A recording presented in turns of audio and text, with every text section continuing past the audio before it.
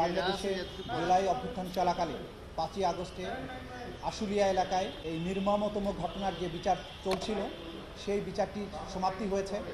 আগামী 5ই ফেব্রুয়ারি আন্তর্জাতিক অপরাধ ট্রাইব্যুনাল 2 আশুলিয়ায় ওই নির্মম হত্যাযজ্ঞের মামলায় রায় ঘোষণা করবেন এবং সেই দিনই এই মামলাটার চূড়ান্ত নিষ্পত্তি হবে।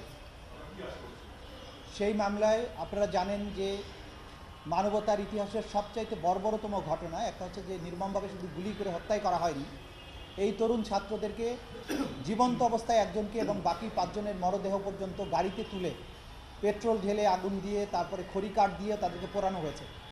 মা, পিম্পল 5 দিনেই চলে যাবে। যাবে না মা। যাক, নিমের 5 অংশের পাওয়ারে 5 দিনেই দূর হবে পিম্পল। হিমালয়া পিউরিফাইং নিম ফেস ওয়াশ। পৃথিবীর ইতিহাসে এরকম বর্বরতার নজির খুব কম আছে।